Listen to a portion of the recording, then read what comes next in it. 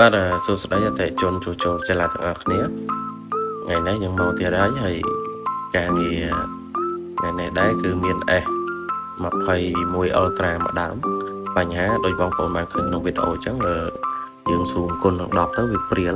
មើលអត់ឃើញឬក៏ព្រិលបែកសអញ្ចឹងយើងដំបូងឡើយយើងធ្វើការកោះខ្នងក្រោយវាមកកោះយកខ្នងក្រោយវាចេញមកបាទបន្ទាប់ពីយើងកោះក្នុងក្រោយបានមកយើងធ្វើការសម្អាតទៅលើលេនកាមេរ៉ាដែលមានកតិចធូលីដីចូលហើយចំពោះការសម្អាតនេះយើងធ្វើការប្រើទៅលើស្កុតជំរាបទឹកថ្មីមករួមវាជាប់ត្បៀនមកហើយយើងផ្ដិតទៅលើដីដែលនៅជាប់ប្រឡាក់លេនកាមេរ៉ា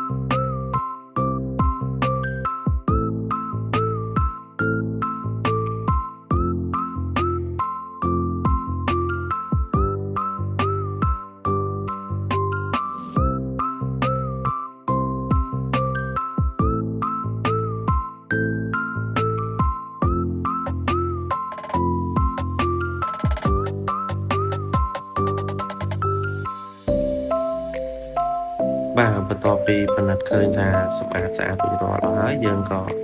ចាប់ដើមសម្អាតទៅលើផ្នែកតួវិញម្ដងបាទហើយចំពោះការសម្អាតកាវនេះដែរយើងធ្វើដូចជាទូរស័ព្ទទូទៅផ្សេងទេគឺយើងធ្វើការទាញយកកាវចាស់របស់វាចេញមកយើងធ្វើការជូតសម្អាតឲ្យបានស្អាតដោយសារពួក Samsung បើយើងជូតអត់បានស្អាតអត់បានជ្រះកាវអស់ល្អទេពេលដែលយើងដាក់ជំរាបទឹកថ្មីចូលទៅគឺវានឹងអត់ហាប់ណែនល្អវាអាចធ្វើឲ្យមានបញ្ហាដីចូលទៀតអញ្ចឹងយើងធ្វើការសម្អាតឲ្យស្អាតទៅស្អាតជ្រះល្អអស់ហើយទើបយើងធ្វើការបិទជំរាបទឹករួចចាប់ចូលឲ្យភ្ញៀវវិញអញ្ចឹងនេះយើងបានសម្អាតស្អាតនិងបានបិទជំរាបទឹករួចរាល់យើងធ្វើការចាប់លេននិងខ្នងក្រោយជូនភ្ញៀវវិញ